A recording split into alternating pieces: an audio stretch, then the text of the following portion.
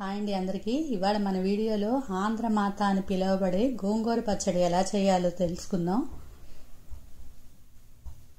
ఇది శాకాంబరి దేవి ప్రసాదంగా కూడా అంటూ ఉంటారండి అందరూ. మన వీడియోలోకి అయితే వెళ్ళిపోదాం.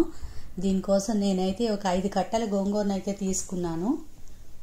ఫ్రెష్గా ఉన్న గోంగూరను తీసుకుని దీన్ని శుభ్రంగా ఆకులన్నీ గిల్లుకుని తొడిమెలు లేకుండా ఆకులన్నీ ఒలుచుకోవాలి. ఈ విధంగా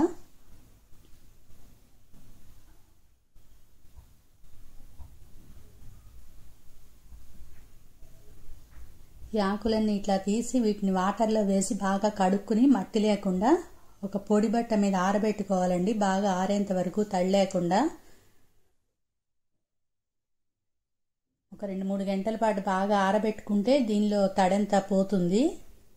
ఇలా చేసి పెట్టుకుంటే మనకి పచ్చడి పాడవదండి. ఎన్ని రోజులైనా సంవత్సరం పాటైనా నిలవ ఉంటుంది.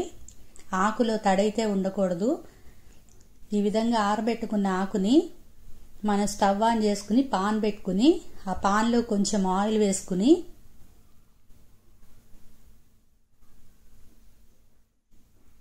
ముందు ఒక గరిటెడు ఆయిల్ అయితే సరిపోతుందండి. ఈ క్లీన్ చేసి పెట్టుకున్న ఆకుని కొంచెం కొంచెంగా వేసుకుంటూ మగ్గించుకోవాలి.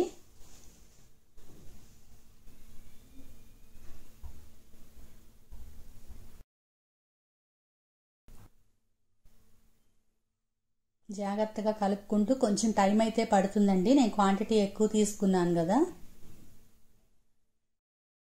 మగ్గాక మళ్ళీ దీనిపైన కొంచెం ఆకును వేసుకుంటూ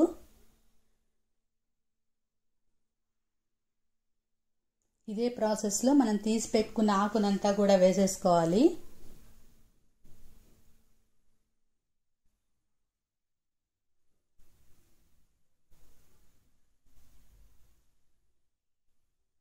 ఒక 10 నిమిషాలు అయితే పడుతుందండి ఈ ఆకంతా వేగటానికి. అడుగంటకుండా మాడకుండా జాగ్రత్తగా చూసుకుంటూ కలుపుకుని ఈ విధంగా అంతా దగ్గరికి అయ్యాక దీనికి సరిపడా సాల్ట్, ఈ పులుపుకి ఒక పెద్ద కప్పు 1/2 కేజీ సాల్ట్ అయితే పడుతుందండి నేను తీసుకున్న గోంగూరకి.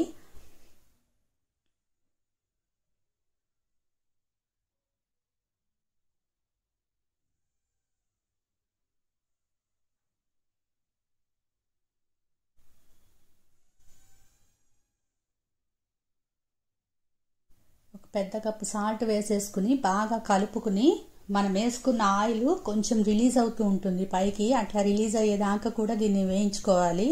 ఈ సాల్ట్ అంతా కరిగిపోయి మనకి ఆయిల్ పైకి వస్తుంది. ఒక 2-3 మినిట్స్ పాటు ఉడికిచ్చేసుకుంటే సరిపోతుంది.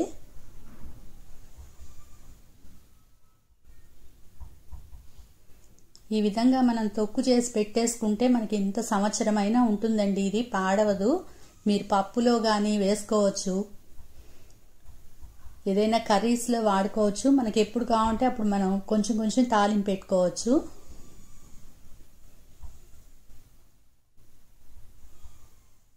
ఇప్పుడు మనం తయారు చేసి పెట్టుకున్న ఈ గోంగూర చల్లారాలి పక్కన పెట్టుకుని దీనికి సరిపడా తాలింపు వేసుకుందాం. కొంచెం ఆయిల్ వేసుకుని తాలింపు దినుసులు వేసేసుకుని ఆవాలు, జీలకర్ర, మినప్పప్పు, శనగపప్పు వేసుకుని ఆ గోంగూర పులుపుకి సరిపడా 100 గ్రాములు అయితే పట్టాయండి నాకు ఎండుమిరపకాయలు. ఒక 100 గ్రాములు ఎండుమిరపకాయలు వేసుకుని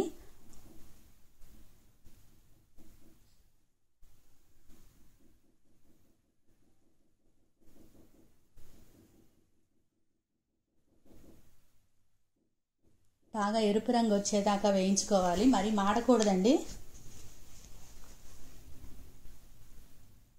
వెల్లుల్లిపాయలు ఇష్టమైన వాళ్ళు వేసుకోవచ్చు, లేదంటే స్కిప్ చేసేయండి.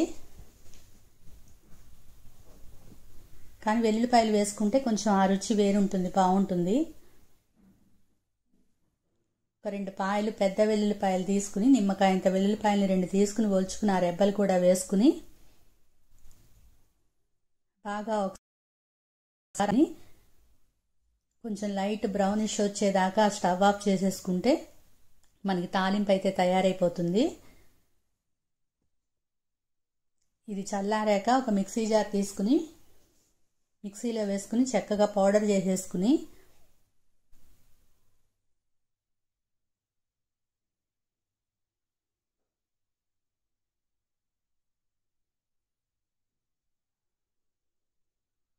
కొంచెం కొంచెం వేసుకుని ఇట్లా చిన్న జార్లో పౌడర్ చేసేసుకుని మనకి చల్లార్చి పెట్టుకున్న గోంగూరలో దీనికి సరిపడా ఒక 25 గ్రాములు అయితే మెంతులు తీసుకుని వేయించుకుని పౌడర్ చేసుకుని ఆ పౌడర్ వేసేసుకోండి. లేదంటే మనం తాలింపులోనైనా మెంతులు వేసేసుకోవచ్చు, కానీ అవి మనకి తినేప్పుడు కొంచెం తగిలితే ఇష్టపడిన వాళ్ళు ఉంటారు కదా, అందుకని ఇట్లా వేయించి పౌడర్ చేసేసుకుంటే బెటరు. మనం వేయించి పెట్టుకున్న పౌడర్ చేసి పెట్టుకున్న మిరపకాయల పొడిని కూడా వేసుకుని బాగా అంతా కలిపేసుకుని ఒకసారి అడుగు పైన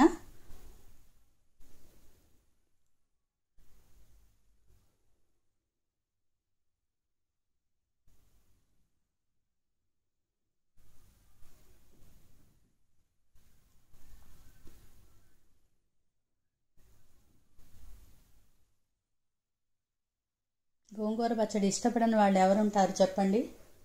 ఈ విధంగా చేసుకుంటే చాలా బాగుంటుందండి.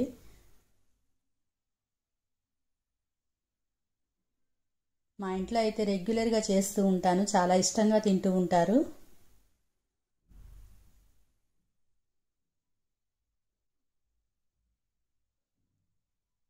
వేడి వేడి అన్నంలో ఈ గోంగూరను వేసి కలుపుకుని పక్కన పచ్చిమిరపకాయ ముక్కలు పెట్టుకుంటే ఆ రుచే వేరండి.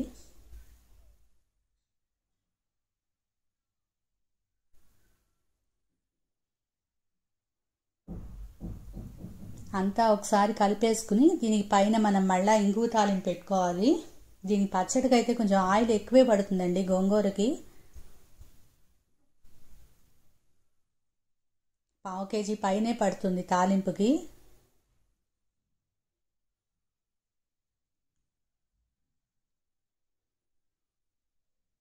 కొంచెం ఆవాలు, జీలకర్ర, మిరపకాయలు, మళ్ళీ కొన్ని పచ్చి వెల్లుల్లిపాయలు వేసుకుని తాలింపులో ఒకసారి కలిపేసుకుంటే మనకి ఎంతో టేస్టీగా ఉండే ఆంధ్రమాత శాకాంబరీదేవి ప్రసాదం గోంగూర పచ్చడి అయితే తయారైపోతుంది. మీరు కూడా ట్రై చేయండి, ఖచ్చితంగా లైక్ చేస్తారు.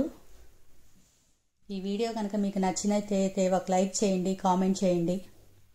మరిన్ని లేటెస్ట్ వీడియోల కోసం నా ఛానల్ని సబ్స్క్రైబ్ చేసుకోండి. Thank you for watching. Please like, share, subscribe.